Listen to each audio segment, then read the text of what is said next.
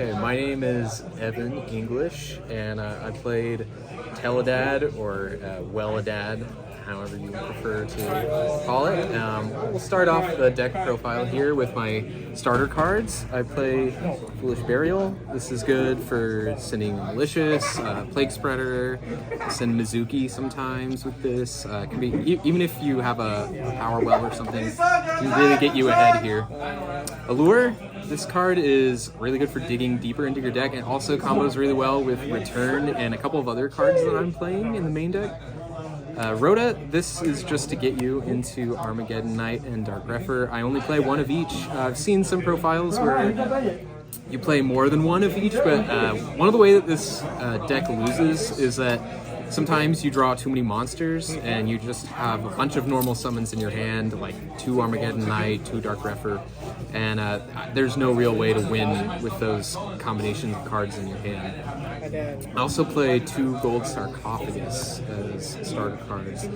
This card is really interesting because you can actually use it to turbo out almost any monster from your deck if you have Return. So sometimes I'll set Return, activate Gold Sark, I'll bring out a Zombie Master or any combo piece that I need if I really need to see something fast. Otherwise, I'm normally activating this to get a Dark Arm Dragon, Heavy Storm, Brain Control. I can even sit on Krebons for a while and just negate attacks while I'm waiting for this card that I banish off of Gold Sark to be added to my hand. Also play 2 Goblin Zombie and 1 Sanguine as a replacement for a 3rd Goblin Zombie. If I could play 3, I would. Goblin Zombie, of course, is the main starter of the deck, the card that you want to be synchroing off with the most, especially when you have Emergency Teleport or Power Well in hand. It's also just a reasonably sticky card to just summon into Rykos, or just set turn 1 with like a Torrential. So you let your opponent go off, chain Torrential, get a search off of your Goblin Zombie. Usually you end up plussing off of an encounter like that. Same thing kind of with Sanguine here. You're more limited to making level 5s with Krebons because that's the main tuner we run. But also there are occasions where using Sanguine you can make a Mistworm or something if you have like a Goblin Zombie or a Mizuki or something on the field. So that's not bad at all. Also you can use this to search for DD Crow or other random hand traps that you might want to run. And lastly, we have the Mystic Tomato. I've seen some decks run 2 of this. I tried it for a while, and I just found it to be much better at 1, because people get wise to use setting tomatoes too much, and they'll find ways around it. You know, you don't want to get this banished by Caius. You don't want to, force a lot of damage out. But there are situations where using Mystic Tomato is exactly what you want to do. Like, you want to get your Armageddon Knight, you want to get a Krebons if you have, like, a non-tuner that you can summon on the next turn, or you can just get Malicious. Sometimes that's a lot better than searching a Malicious or sending it off of a Foolish or something if you don't have something like that. So Tomato I thought was really strong, but just at 1. Next we have our main extenders. We have Zombie Master, Mizuki, and Plague Spreader. This card's not limited, but these 2 cards are, so there's not much reason to play this at more than 1. You could play Book of Life as well, but I just prefer to play the 1 Zombie Master. 9 times out of 10, you'll be using this to get Malicious out of your hand whenever you see Malicious. I didn't really like running traps like Wing Blast, because I just felt that I was really cutting down my hand size too quickly using cards like that. And you really need to use the natural discard off of Zombie Master anyway. So what I found was that this was the best way, along with the 1 copy of Grepher, to get Malicious out of my hand and start to get these cards in rotation. It's also perfectly reasonable to bring back a Goblin Zombie with this card, because this Goblin Zombie is annoying, it's a sticky card. So this is a card that you do want to see as much as you possibly can. And it's a big guy, so occasionally this will get bottomless, but we have ways of getting it to stick. Next we have 3 Krebons. Outside of our Plague Spreader Zombie, this is the primary tuner of the deck, and I think it's worth running at 3. I think it's actually a really strong card. I prefer it to Deep Sea Diva, at least in the zombie deck, because if you draw Krebons, you can actually use this as a defensive card for quite a while, stall out until you get the next piece that you need. Maybe you need to normal summon a Goblin Zombie or something. I know there's a zombie deck going around that's using Ultimate Offering in combination with Deep Sea Diva. That is very much a a combination that's dependent on the number of cards you have in your hand. You know, you need to have Ultimate Offering, a tuner, and like a Goblin Zombie for that combination to be really effective. I found that just sitting defensively on Krebins is enough to stall out a lot of decks in a lot of cases. And also, it's a dark, so fuel for Dark Arm Dragon, you can send it off of Armageddon Knight, you can send it off of Dark Refer. If you have a spare Krebins in your hand, you can pitch it for Dark Refer or with a Zombie Master, because this card can really come up many times in the late game using the well, the telekinetic power well. So I'm a big fan of Krebins. I think it's a perfectly reasonable target to banish off of Allure of Darkness as well. I think there aren't very many situations where you'd be sad to see Krebins unless you have like 3 of them in hand or something.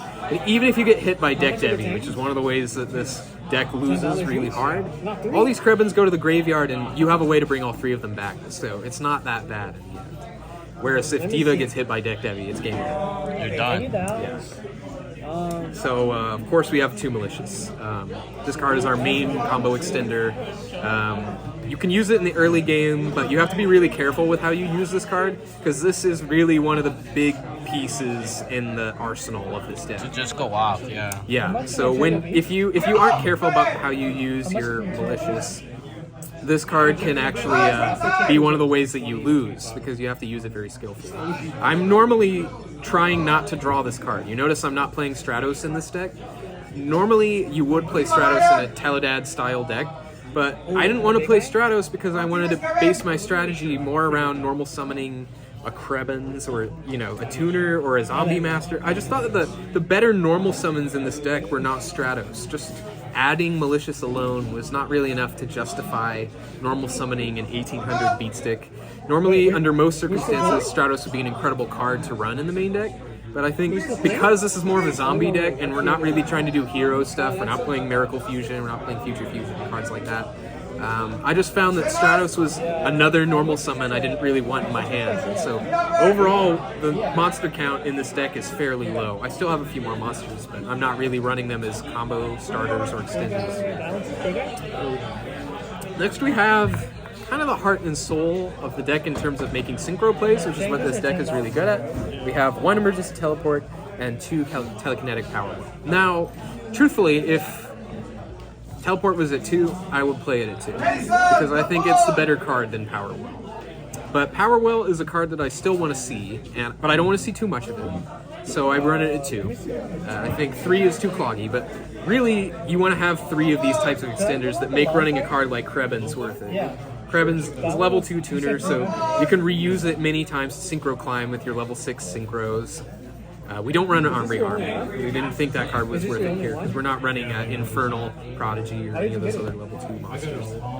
So, these are the main ways to get gas going and make synchro monsters. Alright, we also play some extra extenders in this deck. We play with 1 Call of the Haunted. This card, I'm only running this card because you can chain it to get your Sangan and Goblin Zombie searches off of this card.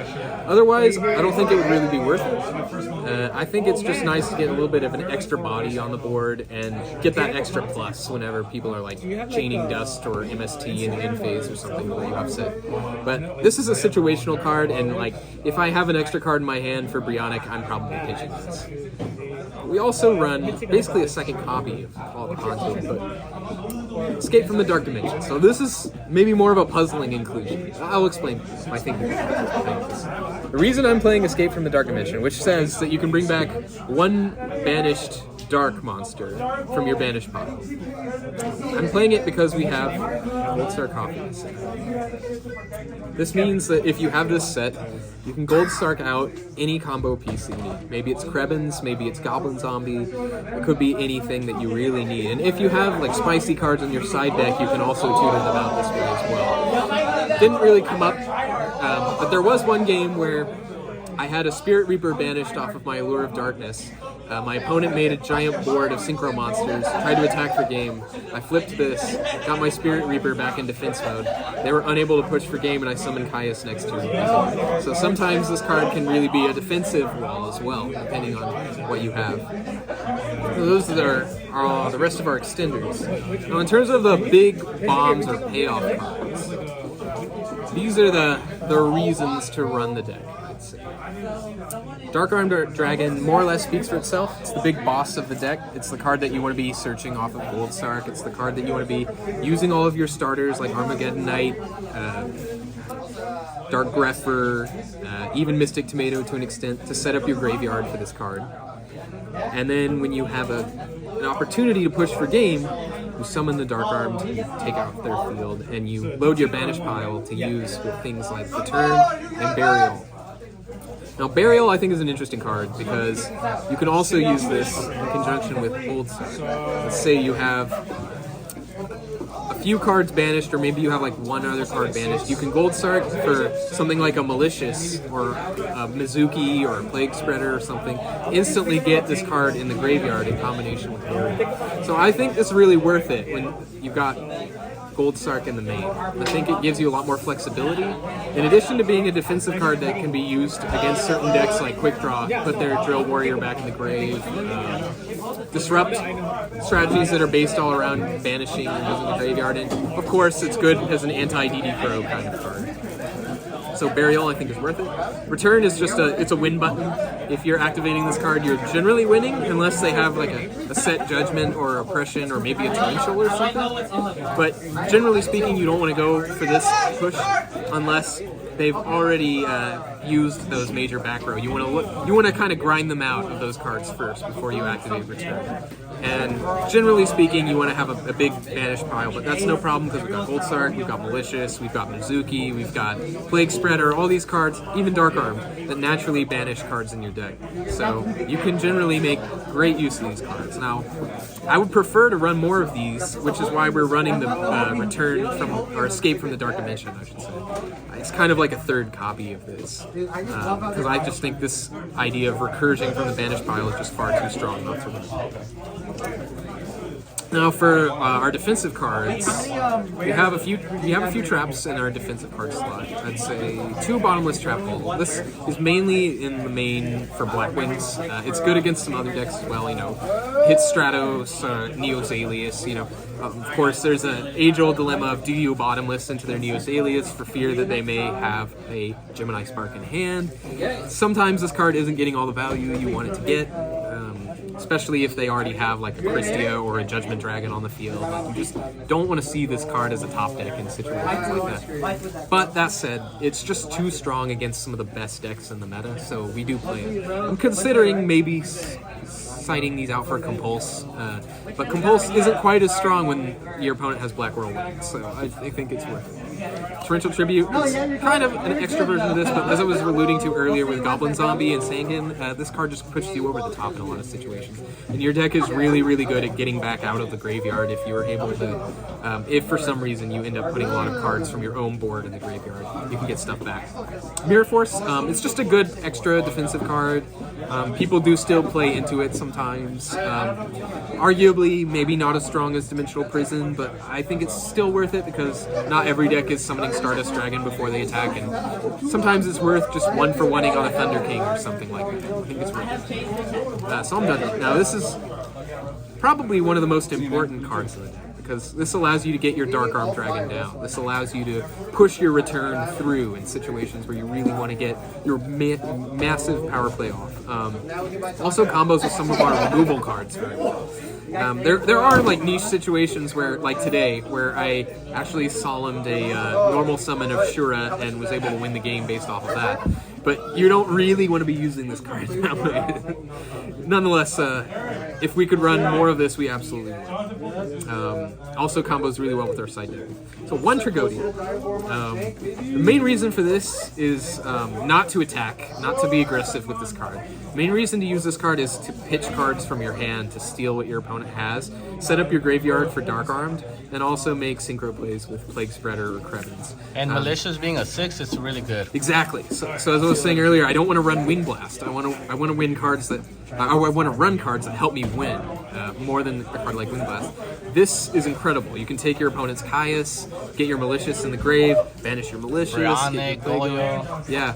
Also, if they have like a Duplock or something, you can pitch Plague Spreader or Krebins with this to steal their frog, and that's actually really powerful. That's one of my main ways of breaking the dupe lock with this deck, is Tragodia and its steal effect.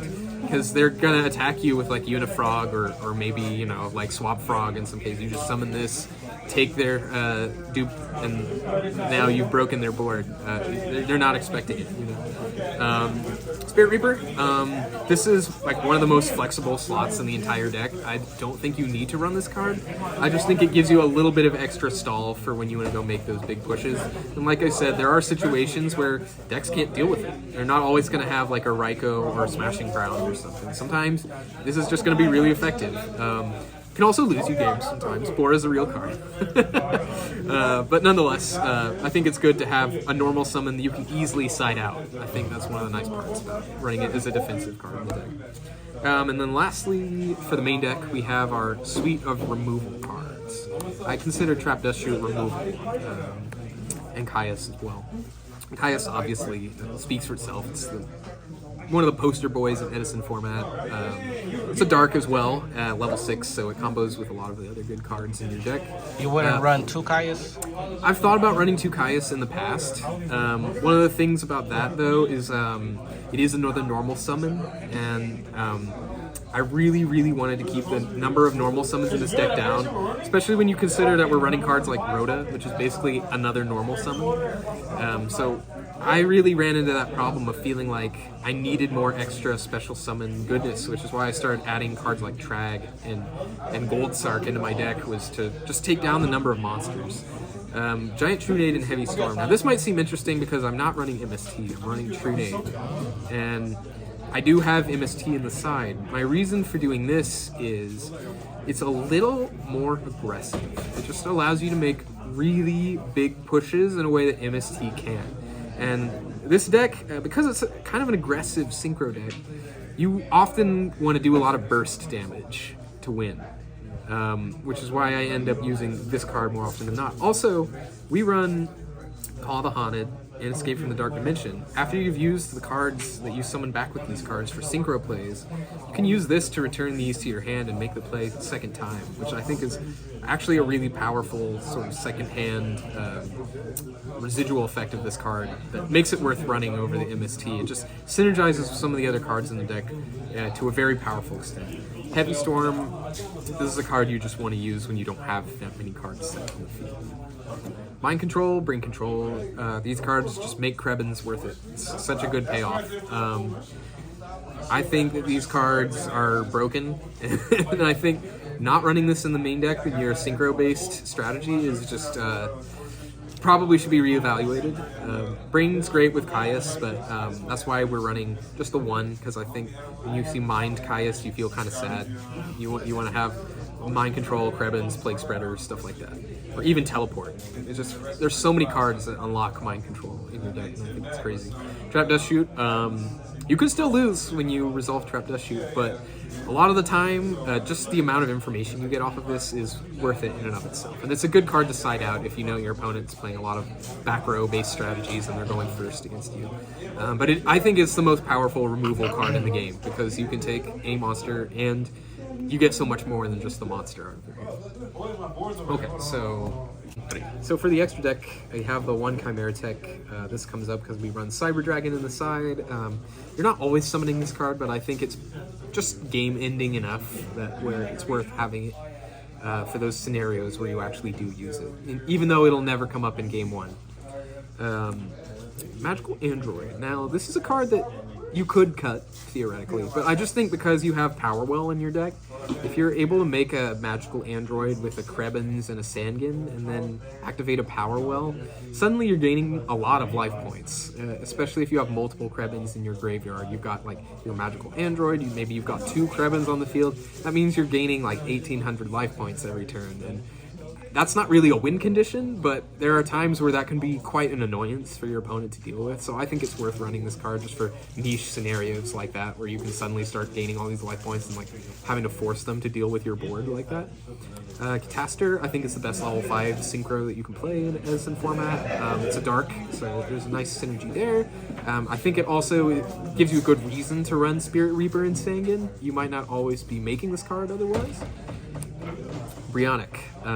It's the main playmaker of the deck, of course. You can like bounce back your Call of the Haunted or Escape from the Dark Dimension with your Mizuki after you search it off the Goblin Zombie.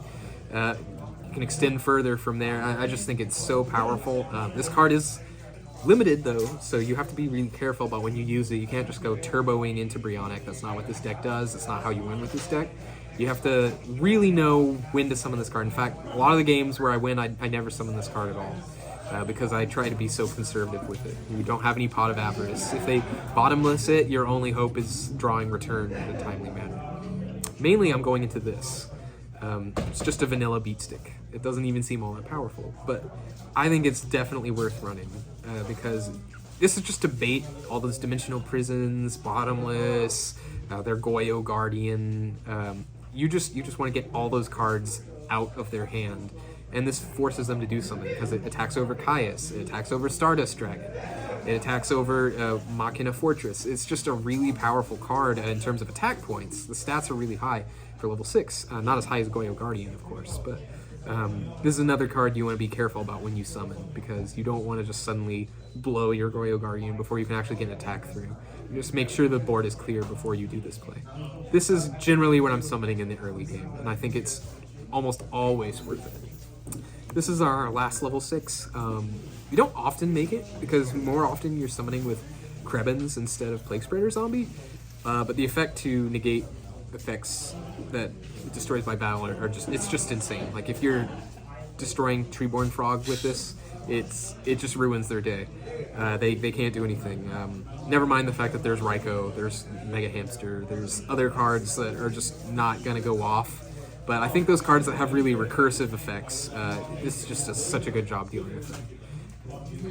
Black Rose, this deck doesn't make this card super easily. Maybe with the Cyber Dragon going second, you can like special Sidra, normal Krebins, blow up their board. But generally speaking, they have ways of getting around that turn 2. Still very good. I think it's worth running. There have been multiple games where I would like take a Sirocco and summon this. It'd be really powerful. So for the level 8s, we run a lot of level 8s in this deck. We run 2 Stardust Dragon. As you notice, we're running 9 trap cards, so I think this is worth it. And it protects things like your Call the Haunted, your Escape, your set return. Whenever you want to go for that play, you want to set a back row and put Stardust in play. It's not always the right play. Sometimes you want to be going into Thought Ruler if you think they have something like Compulse, Deprison, Enemy Controller, Brain Control, things like that. It's also a Psychic, so there's a little bit of synergy. I don't know. You're never going to have a magical android or anything on the field at the same time, but it just fits the theme, the Psychic theme of the deck. So 2 Stardust Dragon, also because we run Floodgates in our extra deck. I'm spoiling it. Not our extra deck, in our side deck. We're spoiling that now. Red Dragon Archfiend doesn't come up all that much, but it's just a really big dude. And sometimes if you're playing against like a bunch of Dandelion tokens, it's pretty strong. Colossal Fighter is another one we want to make. We actually have quite a few warriors in this deck, including the Gaia Knight. Gaia Knight is a warrior, and if you're synchro climbing into this Colossal Fighter, you get an instant attack boost to it, which I don't think is too bad. And it's just kind of an annoying card to deal with. Usually you're forcing them to like burn Brain Control or Compulse on this card, and that's not a bad trade in a lot of scenarios. Darken Dragon, very powerful card. I think more often than not you're using this to like deal with your Gores token. When I know my opponent has Gores, I'm often making this card, so I can actually like bait out the Gores, send their token to the graveyard, and then give them a hard time, you know, because with this card, generally yeah, exactly. Who won the tourney? Where'd they go? Somebody won, right? Yeah. How'd you do? I did great. Top yeah. 4, of course. Yes, of course. Did you get second place? 3rd place. Yeah. Mistworm is the last card we run in our extra deck. You can make this with your Zombie Master and like Spirit Reaper or a Sangan, and it's actually really strong. I think this card is probably the last one that's really worth running. There's some other cards you could consider playing, like Tempest Magician, but I thought this was probably better. Armory Arm is not in the extra deck because the only way you're summoning it is by taking like a dupe with Mind Control or something, and I just don't like sending Dupe Frog to the graveyard with Mind Control or Brain Control. Or like a Raikou. Yeah, I don't think it's worth it. So I'm not playing any of those cards in my extra. Lastly, the side deck. I played 2 Cyber Dragon. Doesn't always come up, but I think it's really strong, and especially going second, like into a Raikou or a Hamster, this is just a really good trade for you. And it combos really well with Krebins if you want to go into Black Rose, blow up the field. 2 DD Crow. Considering bringing this down to 1, but I think it's just good in a lot of matchups. So not only being a dark that's searchable off of Sangan, I just think it's worth having in 2 copies. It's not even bad into heroes. Like, they chain Hero Blast, you use this, suddenly they don't get a pop, they don't get to add anything, Hero Blast gets no value. I think it's strong in a lot of different matchups, and it's worth running. But we also run 1 Kaiku instead of 3 DD Crow. And Kaiku, I'm actually not running this for the reason many people would think. I'm not generally trying to banish cards out of my opponent's graveyard with Kaiku. I'm actually trying to enable my own plays. So when I want to keep them from crowing me, I just normal summon Kaiku, and suddenly the crow that they were holding has absolutely no meaning to them. It's just a dead card. So if I know that I want to go on this big play, like banish my Mizuki or my Malicious or my Plague this turn, just normal Kaiku first, because generally they wait to chain Crow until you activate Mizuki or something like that, or call the Haunted or whatever. So this card is actually really good at getting your own plays pushed through, and it's not bad if they have like a Miracle Fusion in hand and like you have a way to deal with their Alias. Alias can beat over this, of course, but there are scenarios where like you're prepared, you have like a Mirror Force set or you have a Bottomless, and Kaiku ends up being really strong against Miracle Fusion. Windbreaker, this is just for Decree. There's no other reason to run this card as far as I'm concerned. You run a lot of traps in this deck, and Decree is annoying, and True Nade is not always the best answer to Decree. Why not Twister? Twister is an interesting card that I have experimented with. One of the reasons I like Breaker the Magical Warrior is because it does have attack stats, and it can actually do stuff once you've used it. Like if you have a teleport, for example, you Breaker, pop their Decree, summon out a Krebins, make a Goyo Guardian. That's extremely powerful. Doesn't always happen though, and there are only a few matchups where I know I want to side this. It's like if I know they're maining or siding Decree. Otherwise, I'm not using this against other Floodgates. I'm never using this against the Black Whirlwind. I'm never using this against Depression. You know, I just don't think it's worth it. There's too many ways to beat over it with a Shura or, you know, a Neos Alias or something. This is just synchro fodder is basically how I think of this card. 1 Doom Caliber Knight. This is generally what I'm citing my Spirit Reaper out for. Any 3 of these cards, any one of these 3 cards, I should say, is what I would cite out Spirit Reaper for. Doom Caliber Knight I like a lot. I tried it at 2 at first, but I found it to be kind of cloggy. I didn't want to see too many Doom Caliber Knight. I play this to deal with flip effect monsters and like Dandelion. If I know that they have like a Battle Fader in hand or something like that, I just normal summon this, go for game. They're not expecting it most of the time. But you have to be really careful about this card because, you know, if you have like a Krebins on the field and you want to use its effect during the battle phase, you can't have this out on the field. You also like can't use your Goblin Zombie Search, you can't use your Sangan Search. So you want to do this play when you know it's going to go off, like attack into a Raikou, attack into a Dandelion. Just be really aggressive with this card. It also forces them to like think about whether or not they want to blow their Kalut on this. Let's say they have a Shura face up on the field. You normal summon Doom Caliber Knight. That puts them in a difficult position where they decide, like, do I use my resources now, early, or do I let this card beat over my Shura? It's hard to say. It depends, right? So it creates some interesting decision trees for your opponent. MST on the side, along with 2 Dusts. These are just for dealing with, like, annoying face-up cards like Future Fusion, Black Whirlwind. Sometimes there are other Floodgates that can ruin your day, like Imperial Iron Wall. You don't see them all that often, but these are good for that. I play the 2 Dust because it's not good into Decree. This card is. This card is also really good into Decree. So, yeah, pretty standard. Now, 2 skill drain is one of the essential parts of winning certain matchups. Against Lightsworn, this card is insane. Any deck that's making heavy use of Raikos or Hamsters, you just want to set this card, preemptively flip it before you make your pushes in the battle phase.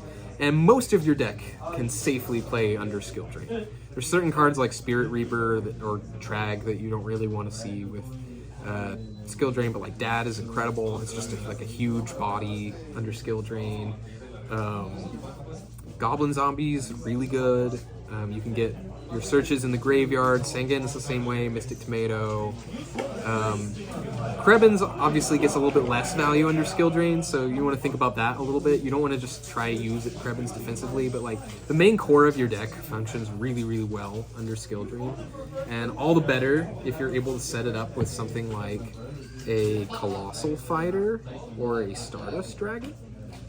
These cards are really not affected by skill drain at all because this card activates when it's destroyed, and this card tributes itself for cost. So this is one of your ideal end boards when you're going to side against certain matchups. Really bad against Hero Beat, for example.